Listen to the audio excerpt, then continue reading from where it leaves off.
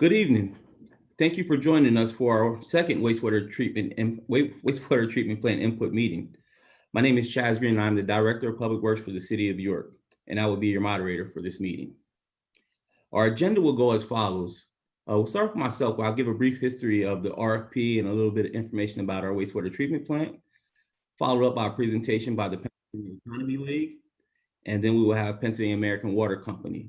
Following that, we will have public comment, but during the presentations, we won't take questions until after they are all completed.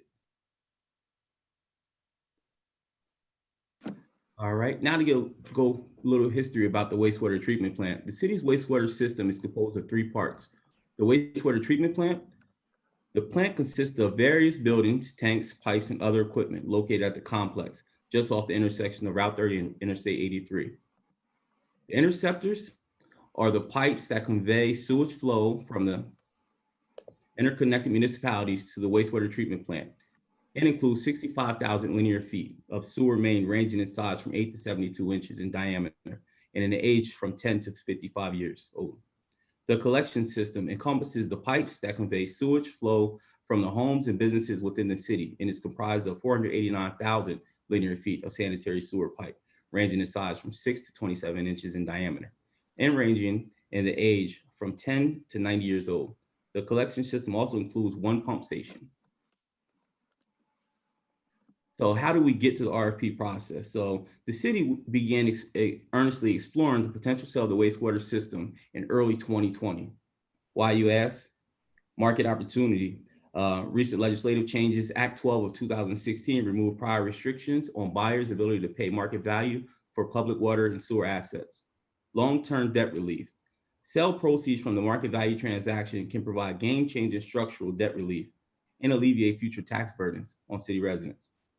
Operational efficiencies. Known capital expenditures for the wastewater treatment plant total approximately $45 million, which will need to be spent over the next 5 years. The city's collection system infrastructure also requires significant capital investment, as 86% of the city's collection system consists of clay or brick pipes installed before 1950. Existing cost projections do not reflect significant potential for new environmental compliance obligations. Sale to larger utility operator will provide opportunity to spread the cost over a broader customer base. The city issued a public RFP for sale of the wastewater system on July 10, 2020. The RFP was open to all interested parties. 4 respondents were deemed qualified to bid. Those were the York Water Company, Aqua Pennsylvania, Next Era Energy, and Pennsylvania American Water. Bids were received from respondents on December 9, 2020. Qualifying respondents were invited to submit a best and final purchase price proposal on December 17, 2020. Proposals from all respondents included the following commitments required by the city's RFP: 3-year freeze on retail rate increases, recognition of labor union and employment offers for all city staff assigned to sewer system, continued physical customer service office within the city of York. The city's bid review committee recommended that the city select Pennsylvania American Water Company bid to purchase the wastewater system for $235 million. Pennsylvania American Water's proposal includes an advance deposit of at least $15 million, with the remainder of the purchase paid at closing, on the transaction. The bid review committee's recommendation must be presented to City Council for approval. The recommendation will also be presented to the York City Sewer Authority Board. Both City Council and Authority Board review will occur over Q1 of 2021. Additionally, the proposed transaction must be memorialized in an asset purchase agreement and submitted to the Pennsylvania Public Utility Commission, also known as the PUC, for review and approval. PUC rules establish a 6-month review process, but for a variety of reasons, the actual review period can be shorter or longer. The sale would occur only after the final PUC approval, which is anticipated to occur later in 2021. Next up, we'll have the Pennsylvania Economy League.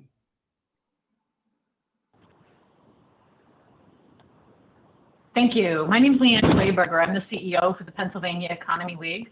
I have 2 colleagues with me today who are also going to present here. I have Steve Goldfield. He's a consultant working with the Pennsylvania Economy League team. I also have Jerry Cross. He's a senior research fellow with the Pennsylvania Economy League. We've been engaged with the city to assist with the discussion on how to use proceeds from any potential sale. And tonight we'll be discussing possible strategies and approaches to the use of proceeds. We'll also be looking at the question of municipal versus regulated public utility ownership of the sewer system and kind of what that means to ratepayers. And also we'll review the public engagement strategy that is being planned for engaging the public in the discussion about how to use any proceeds from the sale. With that, I will turn it over to Jerry Cross, my colleague, to take on the next slide or two. Thanks, Leanne. When we talk about strategy for the use of proceeds, we have to recognize that these proceeds are one time. You won't be generating these proceeds every year. This is literally a one-time event for the sale of an asset. And because they're one time, you need to be able to convert these proceeds, the use of these proceeds, into some sort of ongoing revenue stream or for ongoing expense reductions by using some of the funds for reduction of current expenses of the city's budget. It's really important not to have a thought that you can use this money to pay normal operating expenses year after year and somehow provide that to the daily budget of the city. The real goal is to reduce or offset those legacy costs that the city has already made future promises for and has to continue to pay.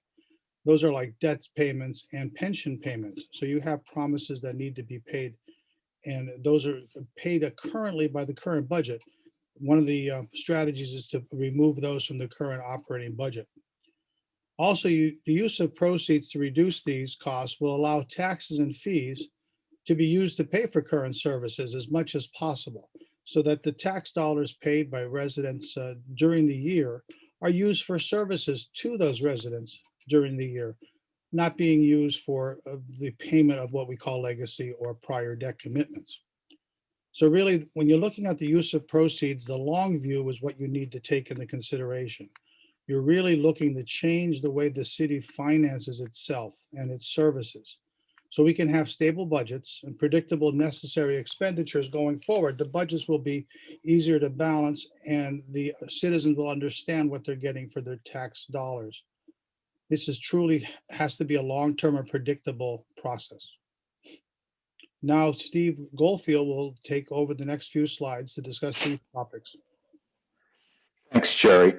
The role of Pennsylvania Economy League, as Jerry and Leanne indicated, is to assess the long-term financial condition of the city and to look at the best way to deploy proceeds of a proposed sale to reduce or eliminate the legacy costs, including pension obligations, debt service, and other ongoing expenses. But we recognize that the public is interested in the impact on sewer rates of either consummating a transaction or not consummating a transaction. So I'm going to talk about that for the next two slides.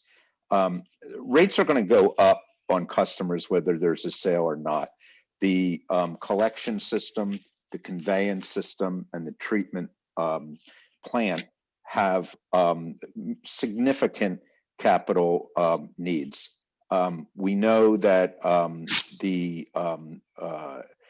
treatment plant alone was resulting in the city looking at a very significant rate increase for ratepayers if the system wasn't sold. Now, a regulated public utility is able to spread the costs of the improvements across a much larger rate base, which reduces the rate burden on users of the York system. The regulated public utility also enjoys economies of scale regarding purchases of supplies like chemicals and capital improvements. Regulated public utilities are permitted to earn a profit or a return, but it's only on the capital investment in the system that they make. As such, they have an incentive to keep up with the capital needs and new regulations. In the short term, the city calculated that a rate increase of 41%, that is for an average user of 4,000 gallons per month, an increase of an amount which would cost around $51 per month would be necessary just to meet the short-term capital needs of the system. We also know that the Department of Environmental Protection has expressed concerns about the aging infrastructure And this could result in significant additional capital investments in the system. Pennsylvania Economy League and I just worked through a transaction out in Johnstown, Pennsylvania, where DEP started with an expression of concern and went to a consent order, which required them to spend almost $100 million just on their collection system alone. So there's risk for the city maintaining the collection system. Based on the proposal from PA American, as was stated earlier, they would not propose to raise rates for customers of the York system for at least 3 years. At that time, then they have to go in with a rate filing, and the PUC must approve any rate increase that they request. And both PA American and the PUC would follow a path of gradual increases. Neither want there to be a precipitous increase in rates and rate shock. PA American also may impose, and this is different from what the city of York is used to, something that's called a distribution system improvement charge. Because there's so much pipe that needs to be replaced, we know that there's 70-plus-year-old pipe made out of clay and made out of brick. The regulated utilities are permitted to charge a separate fee for the distribution system that's separate from a rate increase, but that would only occur following the approval process with the PUC. Thank you, Steve. The goals of the sale and the impact on citizens have to be viewed by the public. They have things to consider as the subject of this slide. You have to understand that future sewer rate changes and future tax increases are always viewed together. They're the cost of services of government and the fees paid by those citizens. So when you look at one or the other, you have to consider the impact of both together. And in the absence of use of proceeds, the sewer rates, the property taxes, and even income taxes levied by the city will have to be increased by significant amounts. One of the tasks the city has asked us to do is prepare a financial forecast for the next 5 years. And in view of that, the citizens, when they look at these proceeds, they need to consider two questions. What's the best way to pay for the city services today? Is it a mix of taxes and fees? What is the best way to pay for that? And more importantly, perhaps, is what is the best way to continue to pay for those costs from years gone by that we still have to pay today? We owe people promises. We have to pay for debt and pensions that promises were made in the past. In that context, that's the scope of the public engagement piece. And I'll ask Leanne to describe that.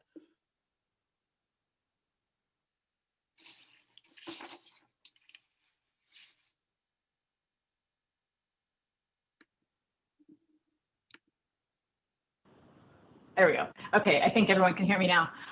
Yeah, so PEL is working with the city on a public engagement strategy, including information sessions such as this one. The public engagement strategy will include a couple of components which are outlined here on the slide. This includes public information sessions down the road as well to look more closely at the use of proceeds, a community-based committee to review the use of proceeds and to dive into some of the deeper, more complicated issues that we will explore in workshops. A couple of workshops that are already under consideration are looking at the city's debt and strategy to reduce the annual debt service expenses.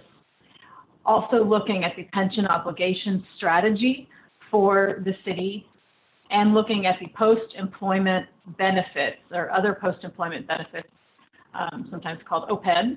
And this is the benefits such as healthcare that in addition to pensions that are owed as legacy costs to former employees and so forth. We'll also be working with the city to set up meetings with key stakeholder organizations in the community to provide a lot of opportunity for the community to provide input on how those proceeds are best used. Finally, another workshop will be the use of any additional proceeds that are left over, if any, and the best practices for the long-term benefit of the city. There's an email address that is set up and active now, wastewatersale@yorkcity.org. This is set up to accept any questions from the public. Those will be published on the city website. If you have questions or, as you're thinking down the road about this process, feel free to send emails to that email address here, wastewatersale@yorkcity.org. Finally, we'll be working with the media to get information out about any meetings that are open to the public, as well as information out about the transaction, as well as the use of proceeds down the road. Thank you. All right. Thank you to the Economy League for their presentation. Next up, we'll have Pennsylvania American Water Company.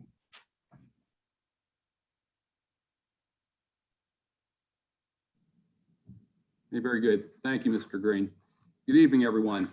I'm Mike Doran, president of Pennsylvania American Water. With me tonight is Susan Sims Marsh. Susan wears many hats in our organization, but two very important ones are she has oversight and responsibility for our customer advocacy group and our customer programs, two very, very important components. She is also the main liaison between Pennsylvania American Water and the Pennsylvania Public Utility Commission. You heard the Pennsylvania Economy League talk a little bit about the regulated environment that we work under compared to an authority or a municipality. So it's a very, very important position that we have in the company. What you're going to hear from us tonight really is an introduction of Pennsylvania American Water. It's unfortunate that we cannot be there in person, but I understand the current environment. So I'm sitting 25, maybe 30 miles north of you up Interstate 83 in Mechanicsburg, Pennsylvania. So who are we? Pennsylvania American Water is the largest regulated public water and wastewater utility in Pennsylvania. Again, headquartered in Mechanicsburg.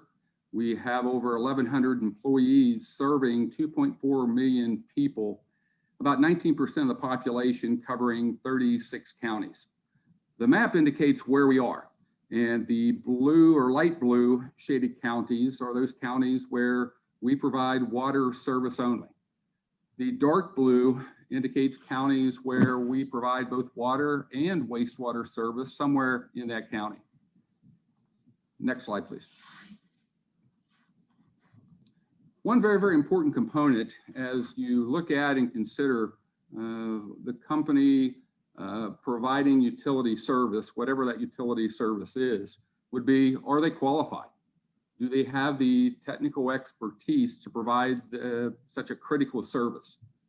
And I would say for Pennsylvania American Water, absolutely. This is work that we've been doing for decades. In Pennsylvania, we already own and operate 20 wastewater treatment plants. We are in 13 counties in regards to operating those plants and systems. We have experience running large municipal and regional systems like York.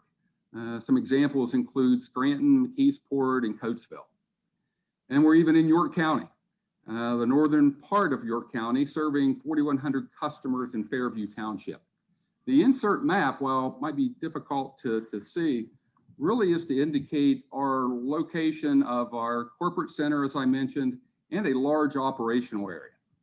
So just north of York, in Mechanicsburg, we have large operations. We have our Hershey operations. So in just that footprint, we currently serve over 150,000 customers. Next slide, please. Another main component would be customer service. And while there are many different metrics and surveys and ways to really gauge how we are serving customers and our approach to customers, I really take a view that it's our actions, and it's the actions of that company or utility and how they take into consider customers, how we supporting customers, et cetera. And one very good example of that, I'm so proud of the organization and our employees and how we've handled the COVID epidemic. As it was hitting, we took action, and we continue to take action. And I'm going to turn it to Susan now to go through some of those details and cover some of our customer programs. Susan? Thank you, Mike. Good evening, everyone. With regard to Pennsylvania American Water, we understand and we support our customers during this very difficult time. We voluntarily placed a moratorium on shutoffs and late fees back in March of 2020, and we extended that until April of 2021. We expanded our payment arrangements for residential and non-residential customers, and that would include businesses. We've donated $165,000 to COVID-19 relief efforts in Pennsylvania, focused specifically on food banks and meal programs in the communities we serve. On top of that, the American Water Charitable Foundation donated $100,000 to Feeding America. Regarding customer service, your customers will receive the many benefits of American Water's top-notch customer service team. This includes 24/7 customer service for emergencies, because we know that wastewater emergencies don't keep business hours. Our customers always expect excellent service, whether that be easy to understand bills, prompt handling of customer requests, or quick response times to service outages or emergencies. We also offer a newly redesigned customer and mobile-friendly website, online account management, emergency alert notifications, the ability to report emergencies online, 5 convenient bill payment options, and paperless billing. Plus, we continuously seek feedback from our customers on ways that we can make their experiences better. Next slide. Another way we continue to put our customers first is through the various assistance programs we offer to customers who may be struggling to pay their bill. Our H2O Help to Others program provides grants of up to $500 per year on a customer's wastewater bill, as well as 20% discount on a customer's total monthly wastewater charges.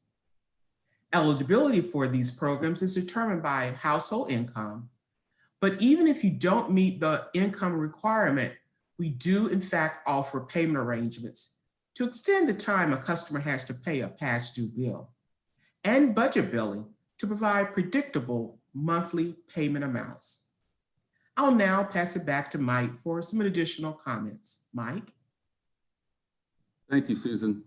Before we move on to the next slide, I'd just like to comment and acknowledge that we are fully aware that York and the customers in York are concerned with future rates, and simply want to reaffirm that if our current proposal is approved as proposed, we will not be raising rates for 3 years after the closing date. And when I say we raising rates, we do not set rates. Again, going back to working as a regulated utility, the Public Utility Commission sets our rates. What we are obligated to do is we have the burden to show how prudent are we in our expenditures, how efficient are we in our operations, and there is a very, very lengthy process, an open, transparent process in how those rates are adjusted and when they are adjusted.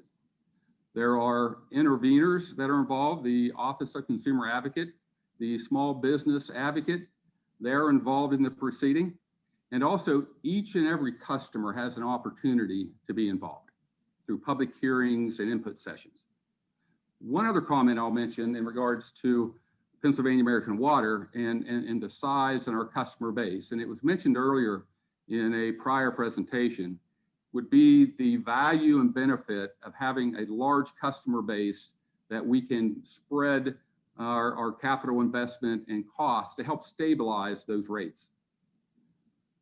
That really prevents one community that is facing a large capital expenditure with a small customer base from carrying the burden of those costs.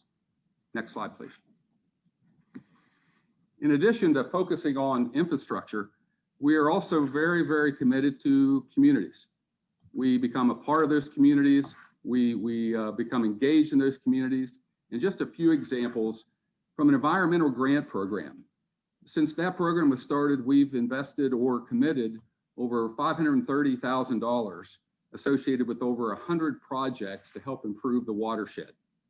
Last year alone, supporting fire departments and emergency response agencies, we donated over $140,000 to 144 different entities to help them get through the financial challenges associated with the COVID environment.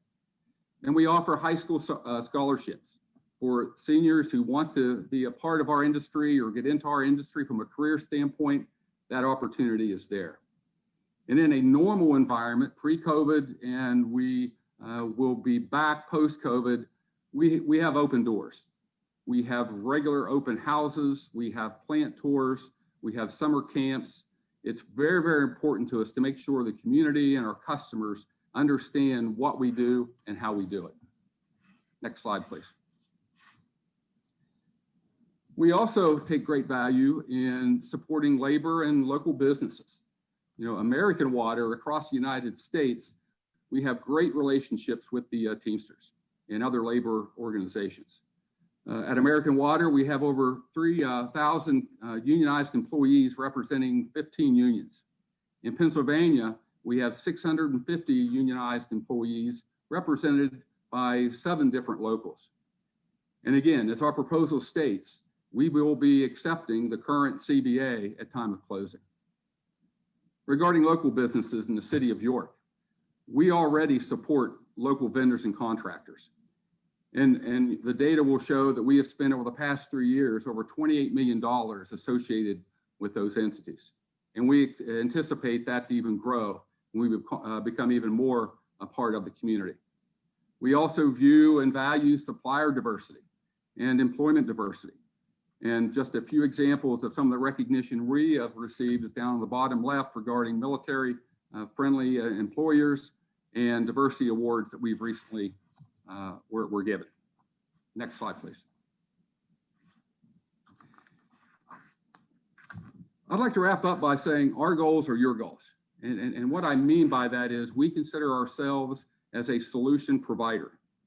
We have a belief and a driving motivation that when communities are successful, we are successful. So there has to be a partnership there.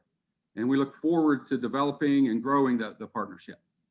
We know what your expectations are. The expectation is to provide safe, reliable service. We will do that. Minimize operations and be efficient. We will do that. When you look at the environment, investing in infrastructure, we will do that. Just as an example, over the past 13 years in Pennsylvania, we have invested over $3 billion in infrastructure upgrades. In 2020, we invested over $400 million alone upgrading infrastructure to make sure the environment is safeguarded. We also understand that with this system, there are potential capital investments needed. We are committed to do that because we value the environment. We understand our role as stewards of the environment, especially when you're looking at the Chesapeake Bay watershed area. We also value and we have evidence of being a good partner in the communities. Again, building relationships with our customers and building relationships with the communities that we serve. I'd like to leave you with just a couple of suggestions. We have on our Pennsylvania American Water YouTube channel a couple of short videos that really go in greater detail. One is welcoming new employees to the Pennsylvania American Water family. We put together a video through recent acquisitions where those employees go through and they talk about their experiences. We understand if you're an employee sitting there listening, wondering, it's about the unknown. That video will help, and at the end of the day, it'll be a positive experience, I assure you. Another video is around the city of McKeesport. A few years ago, we started a partnership with McKeesport by purchasing and operating their wastewater system. And it's the mayor talking about what that journey, what that partnership has done in regards to springboarding the economic revitalization of that city. And I am certain that it'll happen here. So with that, thank you again for your time this evening, and I'll turn it back over to Mr. Green. Thank you, Mike and Susan, for your presentation. Now we're going to get into our public comment section. And in our public comment section, if you're using the phone, please make sure you click *9 to raise your hand. If you're on Zoom, you can just click on the button to raise your hand. But beforehand, we received an email question that I want to read, and then we'll have some answers for this question. There are some comments in here, so I'm not going to read the whole email, but I will read the questions portion.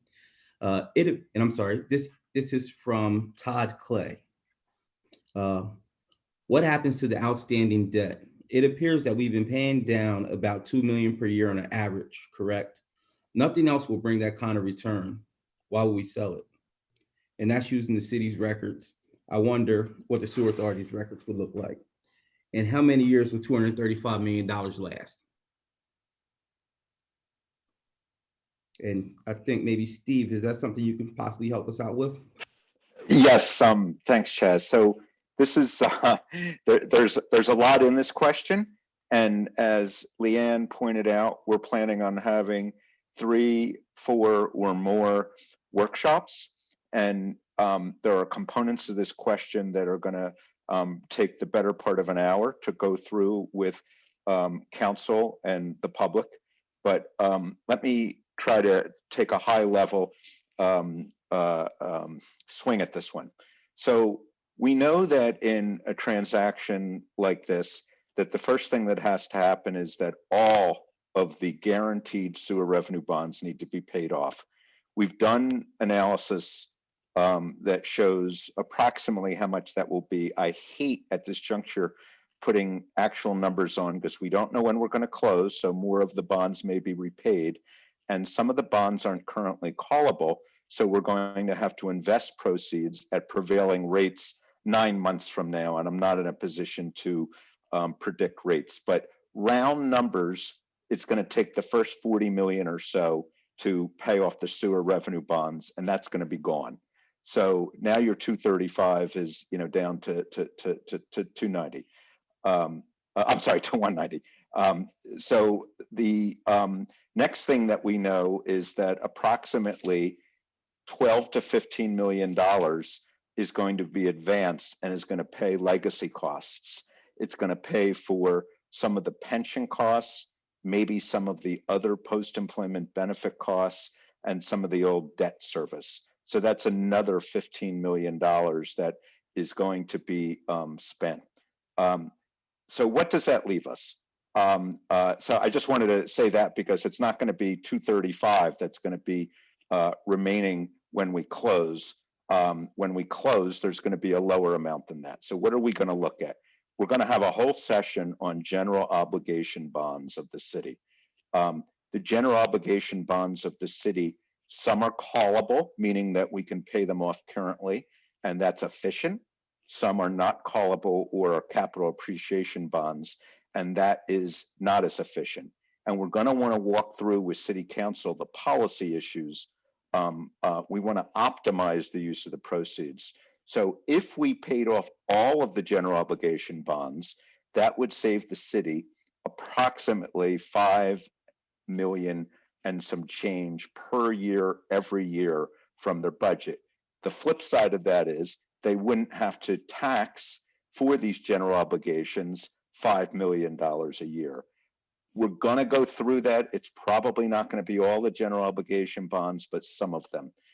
The next thing we're going to look at are parking bonds and ice rink debt. If we pay off the parking bonds, that may cost around $5 million or so, but that will generate about $500,000 of ongoing revenues to the city. That's revenues that the city's general fund may receive and spend on current services without raising a like amount of taxes. Similarly, we're going to look at the ice rink debt. Now, we know the ice rink debt is not callable, so that's a little inefficient, and we're going to analyze with the legal team and with the city what would be the value of paying off the ice rink debt. So that's going to leave an amount of money, and it's going to be closer to 125, 135, or 140 million. The questioner asks, how long will that last? That's a very sophisticated analysis that's going to take actuarial models, our models, and policy decisions by the city. I can tell you that with a very broad brush, if you took $135 million and you invested it like a pension or like an OPEB trust in a mixed portfolio of stocks and bonds, like a pension.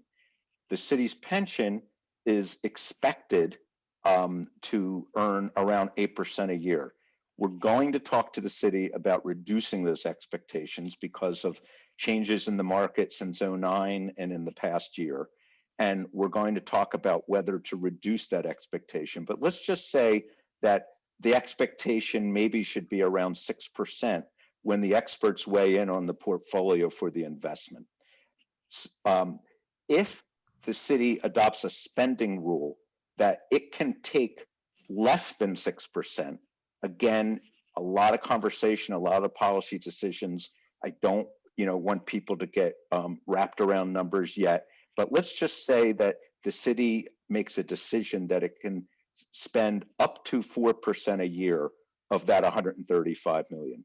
That's $5.4 million a year that could be used to offset legacy costs, pensions, and other post-employment benefits. At the same time, the city has an Act 205 tax on residents and on commuters, which is Act 205 has a provision to enable this tax for financially distressed pension systems. That amount has to be maintained at a certain level and will begin to pay off a lot of the what's called unfunded accrued actuarial liability. That's your debt in your pension. So as this invested fund is subsidizing the general fund, the Act 205 tax is paying down the debt of the pension. And what we're going to do is we're going to present an analysis that will show that over a very long term, the trust will maintain itself because you're not spending all of it, you're spending a portion of it, and the debt will pay itself down. So I'm not going to say that this is perpetual because nothing is forever, but I am going to say that we're going to look at this on a very long-term basis. And when I say that, I'm talking about a 15 or 20-year basis, long enough so that the actuary can say that it will last long enough for you to pay down these legacy costs. So that's a mouthful, and that may be, we're getting into a lot of detail that we're going to talk about at workshops in the future, and we're going to give a lot more detail, and there's a lot more, analysis that needs to be done and policy decisions that need to be made. But that would be my answer to that gentleman's question. Hey, thanks, Steve. This is Mayor Michael Helfrich, joining you from out of state right now. I did want to respond to one of Mr. Clay's other comments in his email, and I won't read the whole thing, but it says the fact that the mayor is running and hiding is telling me that something stinks. I assure you I'm not running and hiding. It has been 10 months since I've seen my 5-year-old daughter, first because of COVID, then because of other issues, then because of the budget. I missed her 5th birthday. And as soon as I missed Christmas with her because of the budget. And now I am happy to say that I have 2 weeks to spend with my lovely 5-year-old daughter. And but out of that time, I've taken this hour to join you for this important call because I do support it. Director Green is our acting mayor while I'm out of town, so he is running the meeting. So just assured anyone watching that I am not running and hiding from anything, and that the city and this meeting is in capable hands. And I want to thank you, Director Green. Thank you to the city staff, to McNeese, our council on this, to the Pennsylvania Economy League, and of course to hopefully our new partners, PA American Water. So thank you all for joining us this evening, and thank you to all the attendees for joining. Thank you, Mayor. And thank you, Steve, for your comments and answering those questions too. I know it's a mouthful, but it's much appreciated to get that information out. Cliff, do we have anyone else questions? We do. We have, first up, we're going to put Jeff Hines up.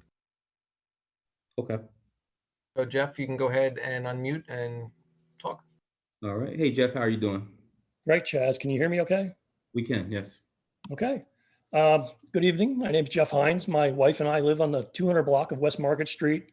We're city residents, homeowners, and business owners in the city of York.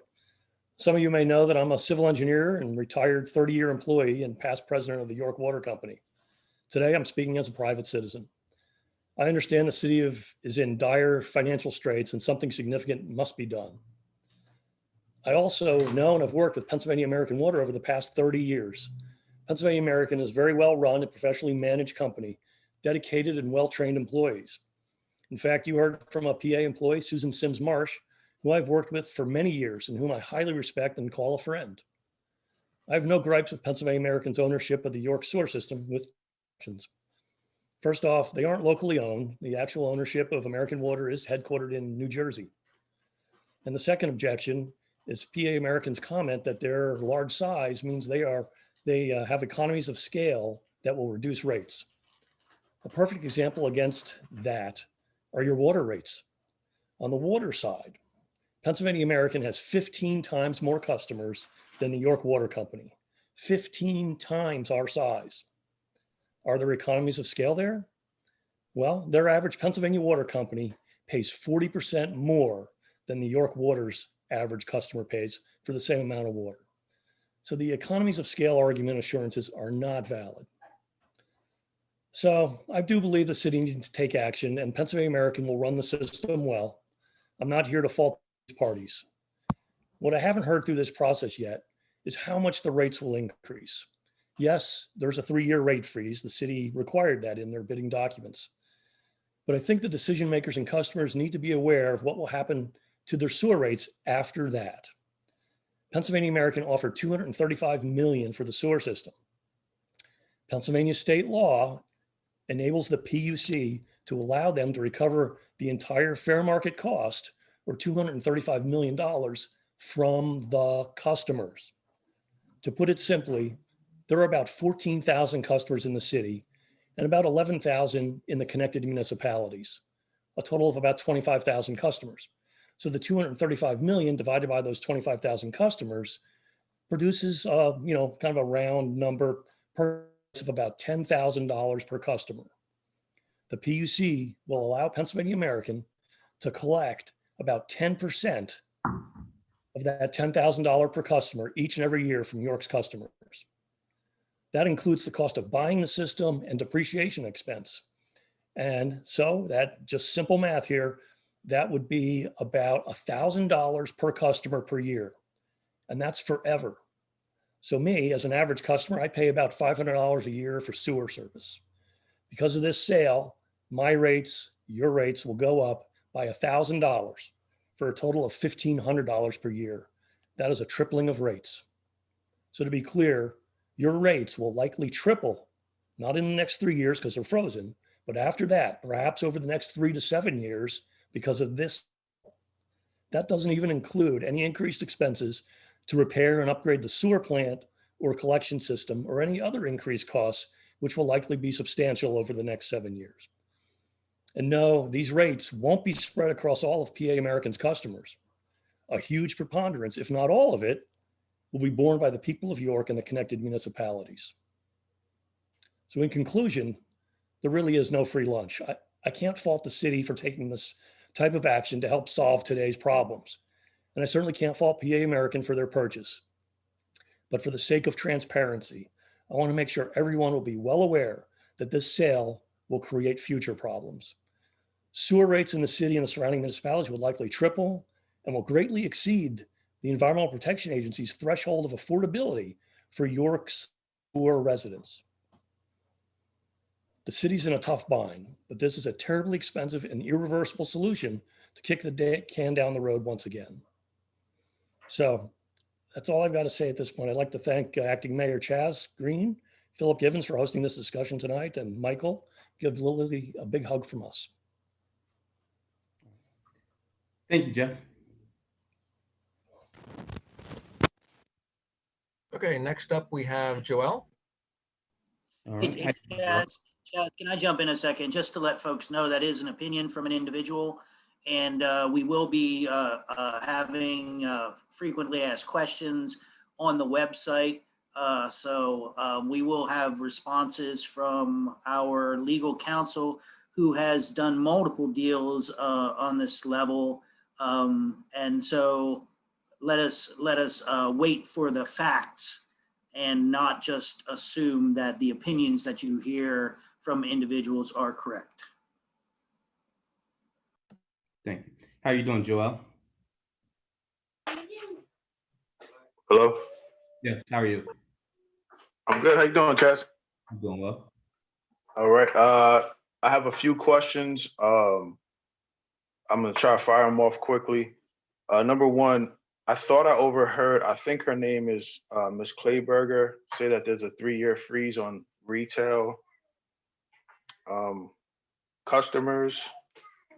Am I? That is correct. There's a 3-year freeze on the sewer rates. Yeah.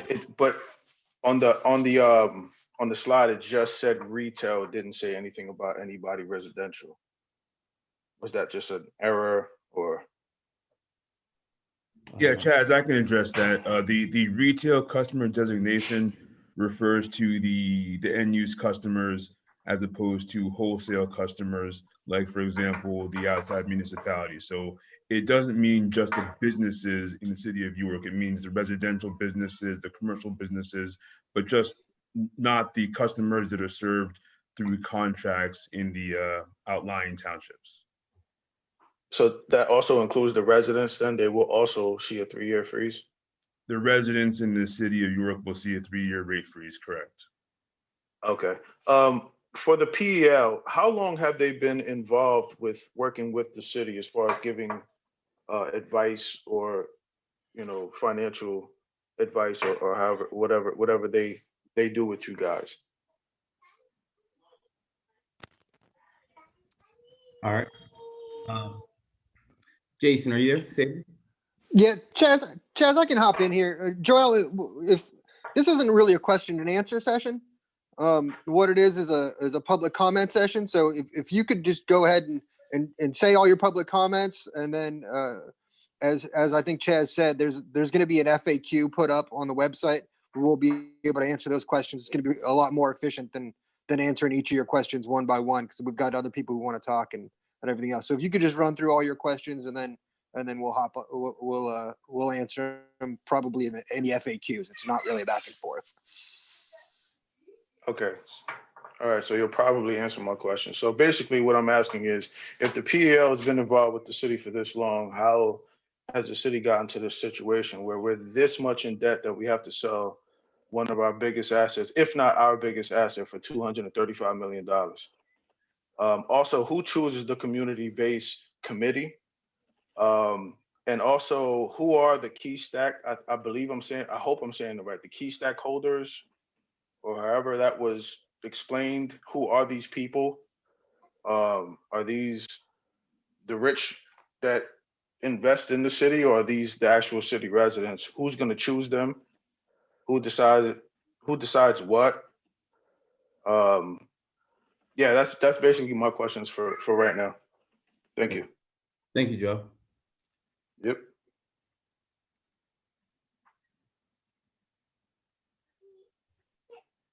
All right. We have anyone else, Cliff? Yes, 1 second.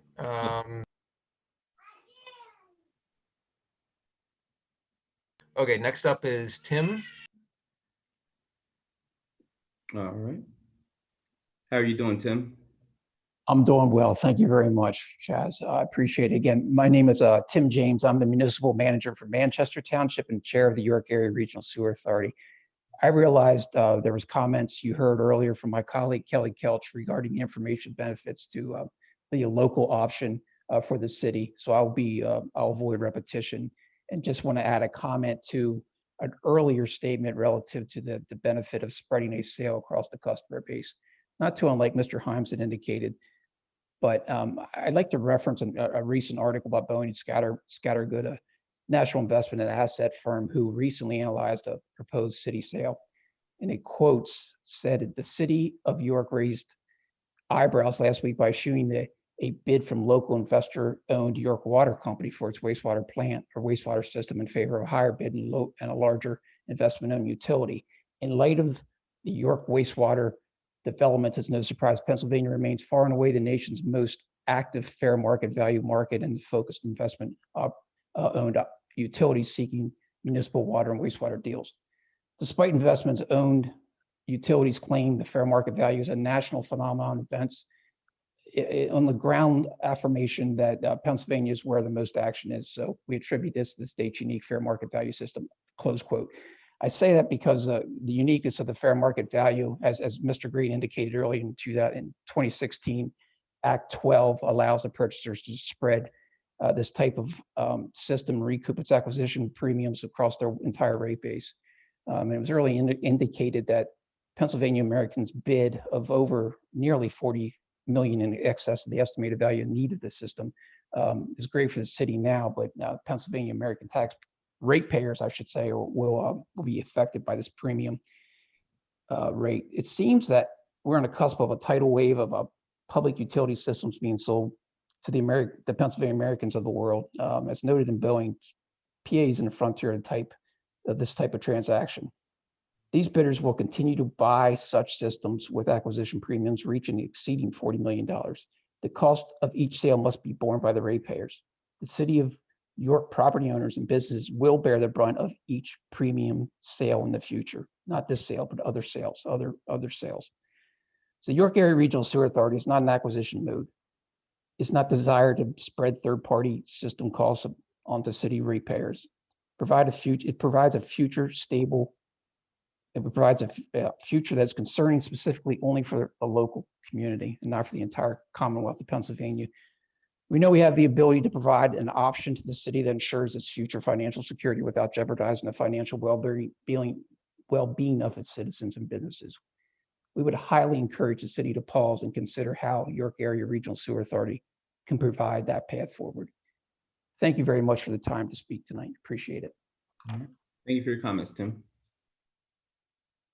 Okay, next up we have a phone number ending in 951. Okay.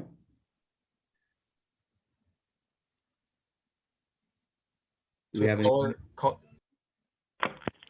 Yes. Can you hear me? Yes. Before moving, could you give us your name as well, please? Sure. My name's Kevin Hall. I'm a member of the New Cumberland Borough Council. Okay. I'm calling in as a private citizen. I've attended a number of these in the past, and I just want to kind of give the public and those present our experience. We, back about 10 years ago, had to go into debt for the first time in approximately 30 years. We're a small municipality just in the southern tip of Cumberland County. And the reason we had to do that was because we had such significant capital costs for refurbishment of our sewer plant. It got to the point where year after year we were taking from our general fund to continue to fund not only debt service, but also increased capital costs. We got to the point where we made a decision to potentially sell the sewer plant and ultimately decided on PA American Water as the partner.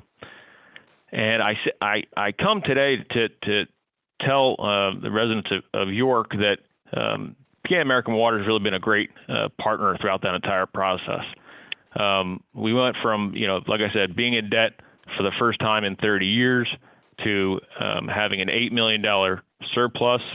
And it's allowed us to do amazing things for our small community that we wouldn't have been able to do had we had to continue to incur those capital costs and raise rates on the residents.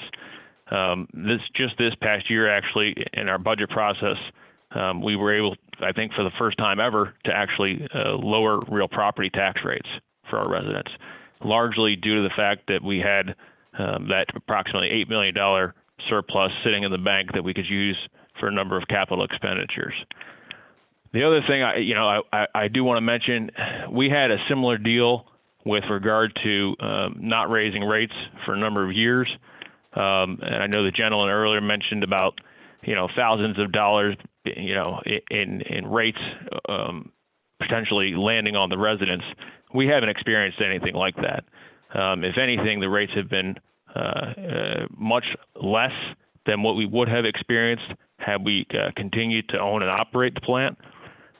So I just call in to give a perspective of a municipality that's been through it and who has really seen how PA American Water coming in and acquiring the asset can be a benefit to the community.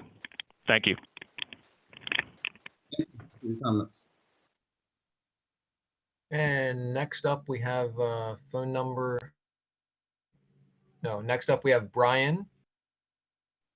All right. How you doing, Brian? I'm doing great, gentlemen. How's everybody this evening? Doing well, doing well. Good. My name is Brian Proctor. I'm the Stoughton Borough Council President, and I'm just calling to show support for my fellow elected officials. Stoughton was in a similar situation back in 2019, 2020. We sold our water plant to PA American. We couldn't provide competitive wages for our employees. We couldn't provide system upgrades, and we couldn't provide room for advancement for our employees.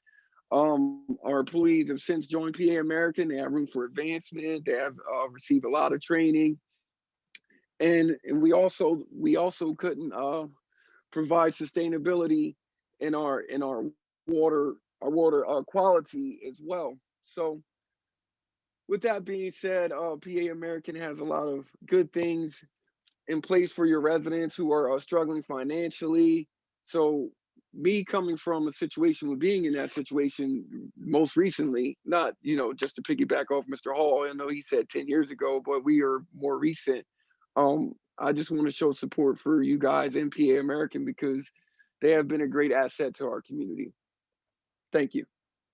Thank you, Brian.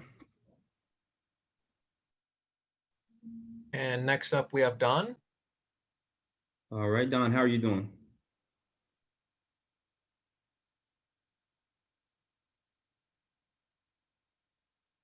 All right.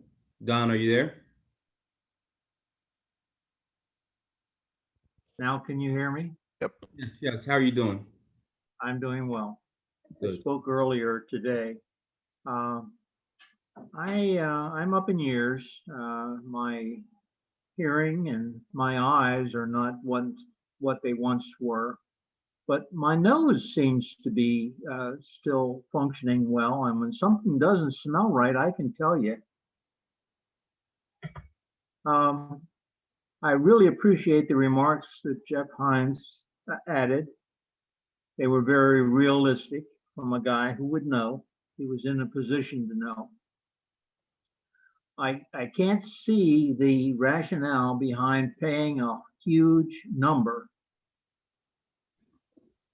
for our sewage treatment plant. I really distrust the motivation there. You're moving from a nonprofit to a profit corporation, and a large one, a big one. And money is going to flow out of this community and go elsewhere. I don't know why the sewer authority has not been allowed an audience and a conversation. Did it have to do with the RFP? And if so, why were they not thoroughly negotiated with prior to the RFP? I don't understand the legalities. I don't know the legalities of what precludes that. But I'd like to see the wastewater treatment plant in the hands of another non-for-profit that would be more concerned about the service to the users than I would somebody whose bottom line is the most important part. And that's what American is. Now, it is also very interesting to me that we've heard comments from people outside of the area singing the praises. I don't know that 3 years from now, the York residents will be singing the praises. As Mr. Hines has pointed out, when you pay that high a price and you're a for-profit company, you're going to get it back. So pay me now or pay me later. Wake up. Council members, please stop this and let's start a dialogue with the authority. Thank you. Thank you for your comments, Don. That's it for hands. Chaz, I'll just briefly comment on the last statement and just confirm with regards to the question about the RFP, the city issued a public RFP that was open to all interested participants, including municipal authorities.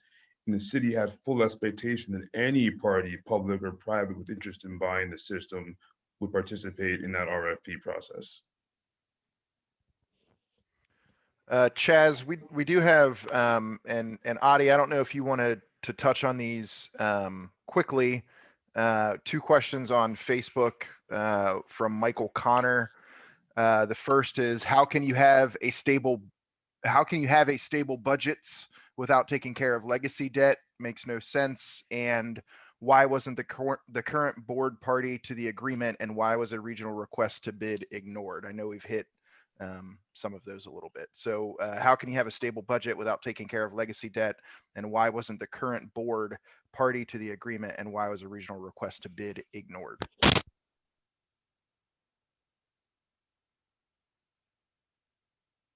So on the regional request to bid, I think I sort of just hit on that. We didn't ignore any request to bid. The city put out a public RFP back in July. It was a fully public document. It clearly stated in the document that public entities and private entities are invited to respond. That window was also reopened as recently as October for additional participants. And so the city wanted any party with interest in the system to go through the process that was publicly set forth. When you have an RFP process, you have to follow the rules that govern the RFP process. We had a deadline for participation. We gave ample opportunity, or the city gave ample opportunity for any interested party to respond to the RFP. And so why any party would decline that invitation, the city is unable to answer that particular question. May I jump in here just for a second? I want to clarify something, because some of these comments from this regional authority have been directed at me regarding not being willing to have a meeting. It is illegal. It is illegal to accept offers from outside an RFP process at the same time that you have an RFP process open. Is that not correct, Mr. Baccarat? That's correct, Mr. Mayor. The city has a public RFP process, and there are bidding requirements that are attendant to that process. So the city has to abide by the rules of the RFP. That is why when we have the RFP process and we accept responses, we close the response window, because of the importance of making sure that all bidders have an equal and open opportunity to participate in the process and bid on the system. If we engage in outside discussions, we're providing preferential treatment to individual potential buyers, and that's illegal and contrary to the rules of the RFP process. And I want to make one, so there is nothing about unwilling to meet with anyone. We were following the law. I want to make that very clear. The second thing I want to comment on is all 4 bidders, including the local company, York Water Company, were put on a matrix, were graded on a matrix and given points for things like being local, for accepting our employees into potential employment with those companies, extra things that they might bring to the community, such as their community participation and giving.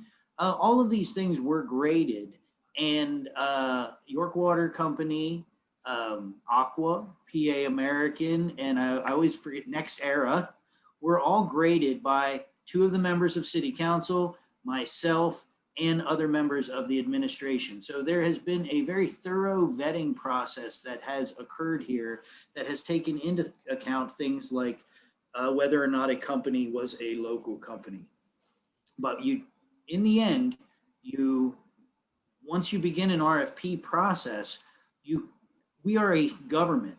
We cannot just pick and choose who we want to do business with in that way. Otherwise, you get into jail. You get into the problems of preferential treatment to others. So I wanted to make that very clear. And just finally, yes, this authority has never participated in a bidding process or made an offer within the legal process that we have to follow. All right. Thank you, Mayor. And Chaz, as to the other aspect, if I understand the other aspect of the question from Facebook, how can you have a stable budget if you don't take care of legacy costs? We agree at the Pennsylvania Economy League, and in fact, the focus of our work is going to be to address the legacy costs in order for the city to have a stable budget going forward. Thank you, Steve. Sorry, go ahead, Cliff. Well, I'm sorry, Director Green, Mike Doran, feel somewhat compelled to respond to Mr. Hines' comments, and we too have the utmost respect for Jeff and Mr. Hines. We have a great working relationship with York Water. We believe they're a well-run organization, a great management team, but just want to comment that we don't agree with his assessment of future rates, and we'll be working with the city on the Q&A to make sure we provide detail. And why I say that, this probably isn't the forum to get into that level of detail, but we will be providing public comment back in regards to why we believe that that's not accurate. Thank you. Thank you. We do have hands again from Joel and Don. Do you want me to go ahead and put them through? Yes, please. Okay, first up, we have Joel. Hello. Yes. How Hello? you doing? Yes, we can hear you. I'm good, Mr. Green. I have one statement. I'm kind of confused because Mr. Sable hopped on and said that this is not a Q&A, but it just felt like a Q&A. So I would hope that my questions can get answered as well. And also, as far as the PA American Water Company, would you guys be able to either validate or explain the charges filed by the local 537 in Pittsburgh and what the details are with that?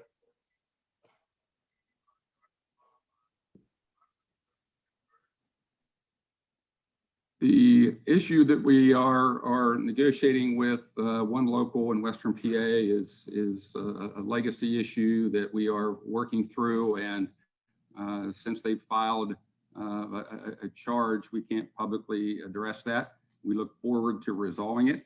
And again, as I said earlier today, I'll repeat this evening, for the Teamsters to offer to reach out to union members, union leadership at those locations where we've recently gone through acquisitions in regards to talk about their experience in dealing with us. Thanks. And just to touch on Mr. Sable's comments, there was some confusion. What Mr. Sable was suggesting was this is a process to hear the public out. I did address the comment about the RFP process because it was a straightforward question about the RFP process, but given that we have several speakers tonight, we were intending to respond to more detailed questions through a written format so we can address the questions with specificity. So that's why we're following up with a written Q&A after this session. We did respond to some brief questions, but the detailed responses will follow in the Q&A. Okay. Hello? Yes. Okay. So should I just write my questions in then? We have been taking notes on all of the questions, so we will be able to respond to the questions you posed earlier in our written Q&A. If you have additional questions, go ahead and give us those, but we do have the questions you provided earlier. Yeah, and if you do have any, oh, okay.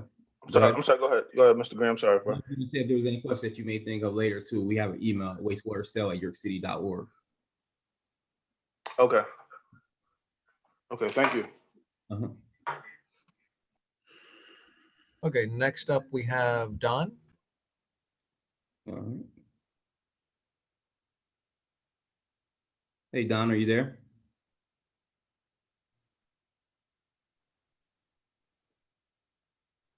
Can you hear me now? Yes, we can hear you. Okay. If the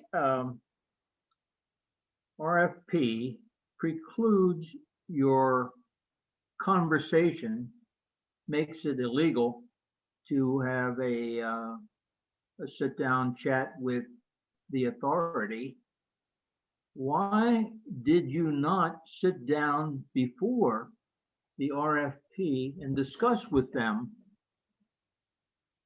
Or did you? Donna, I believe that the authority did not exist at that time.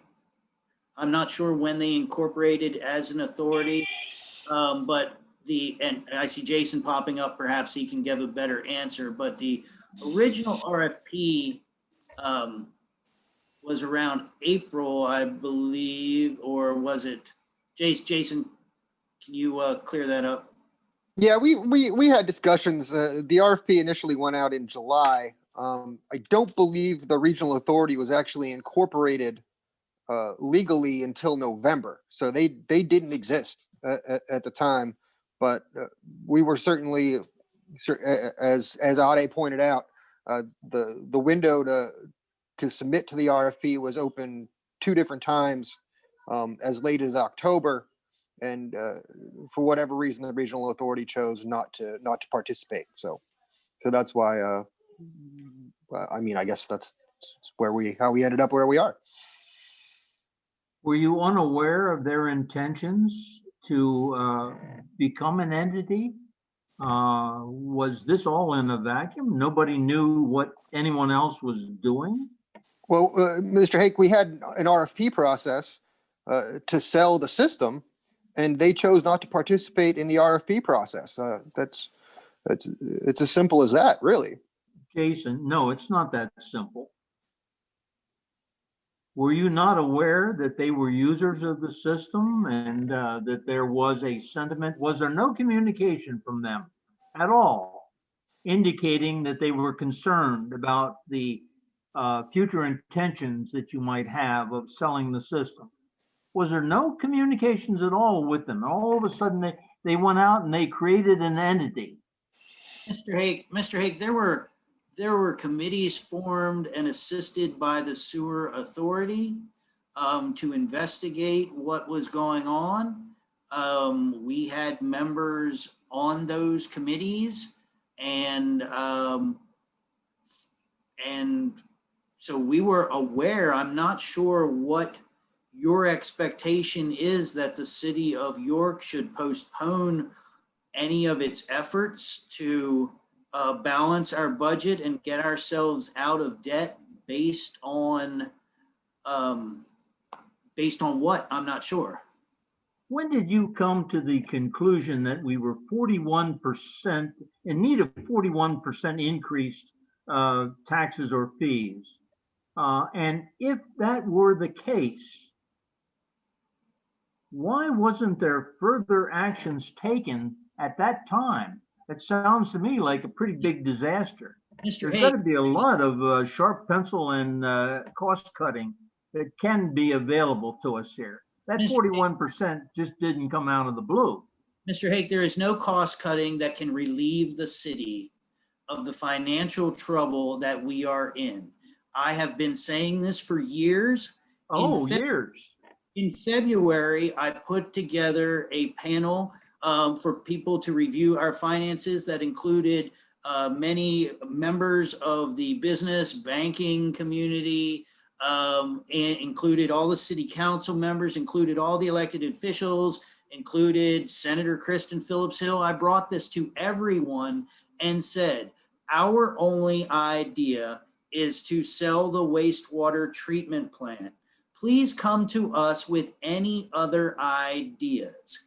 We did not receive one other idea until December 28th, when Councilwoman Washington, December 28th, when Councilwoman Washington brought us some ideas for a budget that had to be approved by December 31st.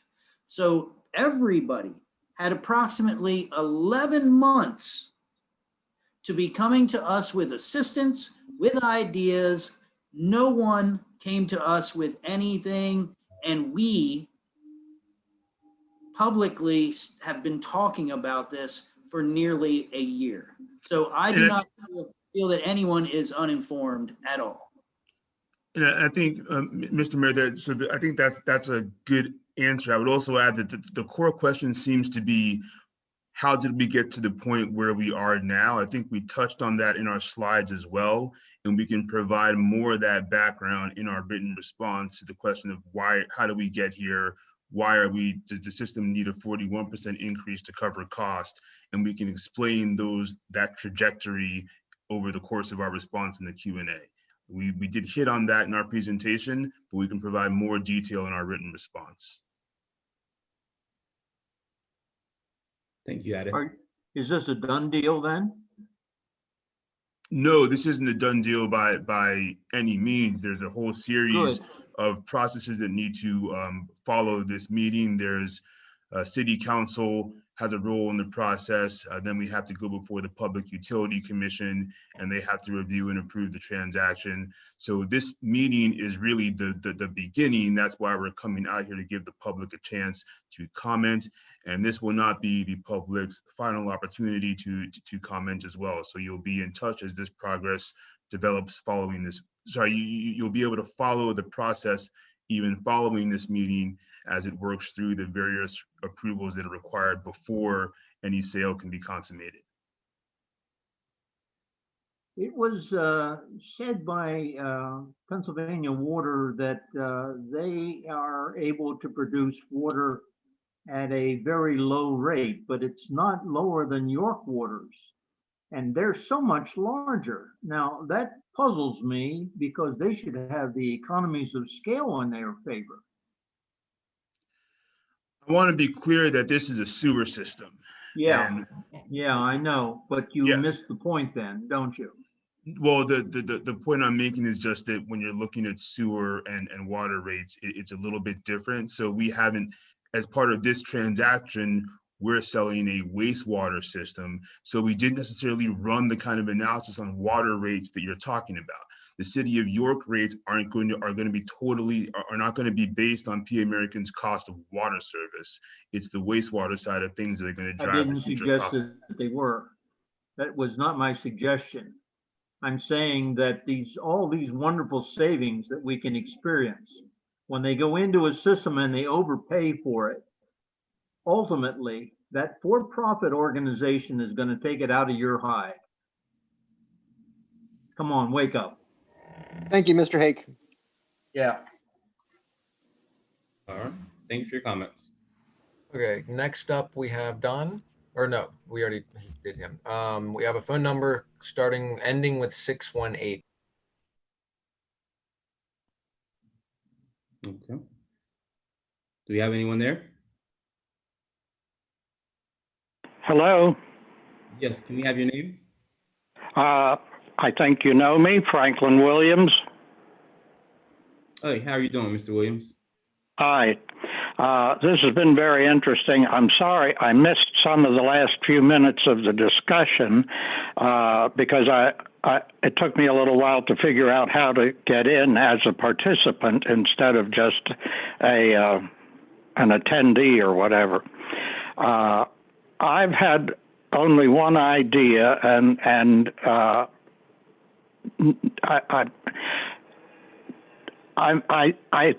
think PA PA American Water seems to have some real admirers.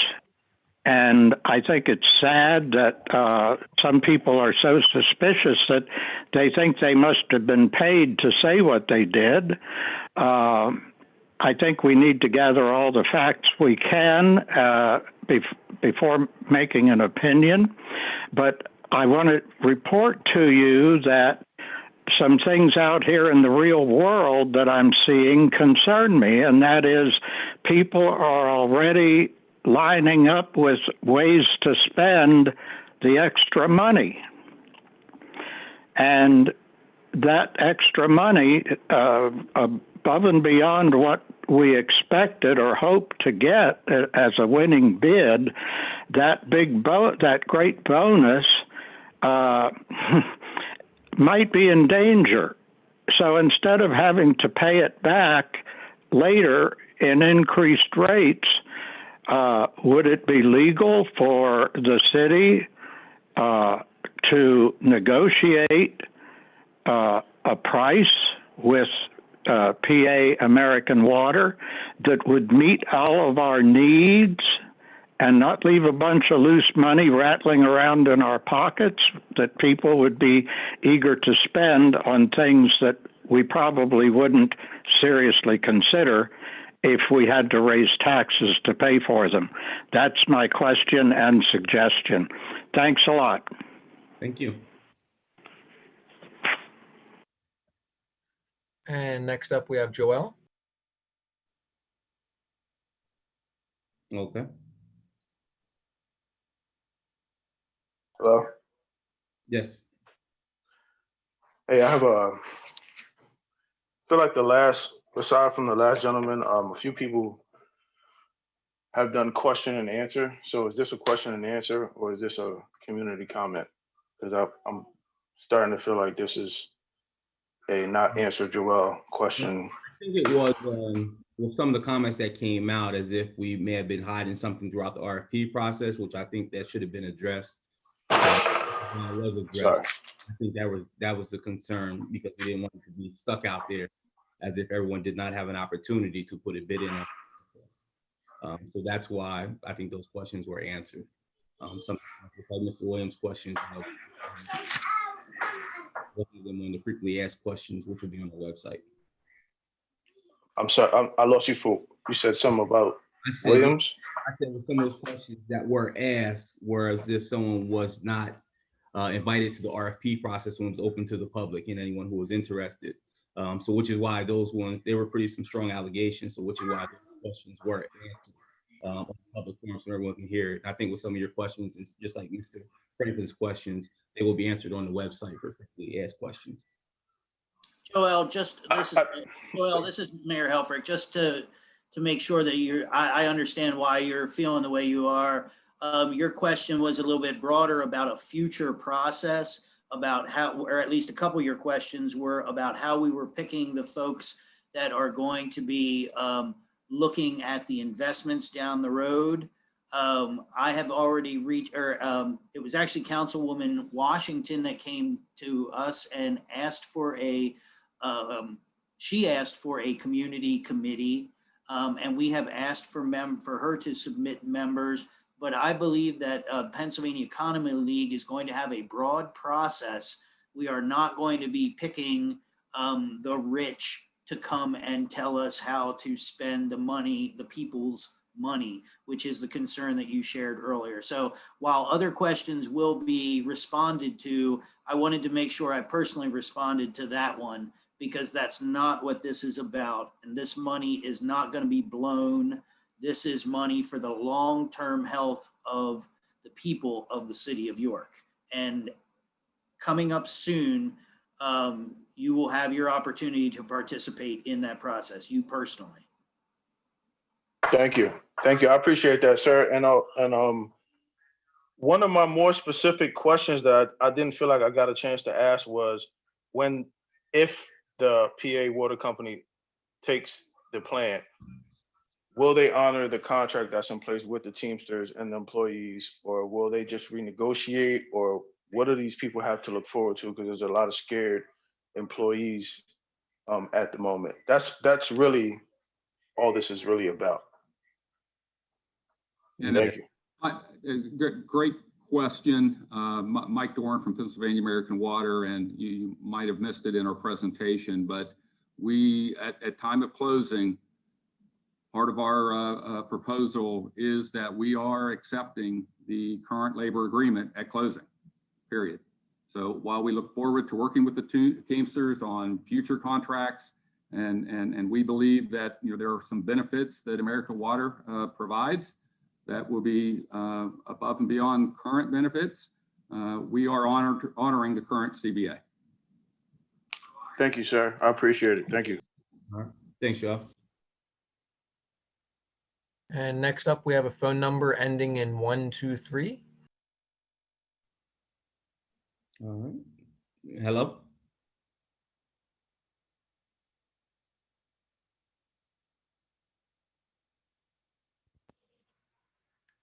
Hello. Can you hear me? Yes. Can we have your name? Hi, yes, this is Alex Cheratini. I am a partial owner of Central Market and have been on many boards in the community. And I feel the need just to answer a question actually that came from the gentleman named Don, who asked if this was sort of the end of this process and is it a done deal? And I agree with your answer that it's not a done deal. And I, again, I'm sharing my thoughts with you because we did have a number of other people outside the community speak tonight. So I felt a little bit more comfortable speaking. I am not a York City resident. I agree with you. This is not a done deal. And in fact, the city council could actually reject all bids. And I'm saying that as the CAO of York Water Company. You can reject all bids and you can talk with the local authority that is now created. You can talk with anybody that you want to see if you can get a matched bid or a close bid. You don't have to sell to Pennsylvania American or anybody else. So it's not a done deal. And I think that's why you're having this public forum, which is terrific and it's important. And I'm really glad to hear that there's a lot more people on tonight than there were today. And I thank both the mayor and city council for providing this forum and really listening to what the folks are saying. And I think you're getting a good broad sweep of the community. Hey, Alex, Chaz, let me jump in here for a second. I just want to agree with Alex and say, though, there is one major point that people should recognize that she did say is that we have to turn down the RFP process. That means we have to turn away the bid that we received in order to begin talking about other potential bids. So we already went through a bidding process in which $235 million was the highest bid. So companies like York Water Company had an opportunity to bid. They were not the highest bidder. And so be clear that if the city rejects the bid, then we are essentially just throwing away what is a sure thing for whatever offer that comes next. It could be 135 million because we turned down the other bids. So let's be clear about that. All right.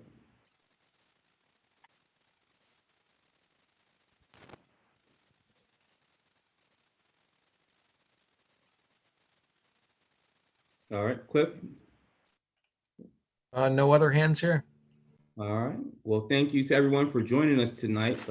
This was a great comment. A great comment session for the public for us to get out and hear your comments. And thank you and have a great night.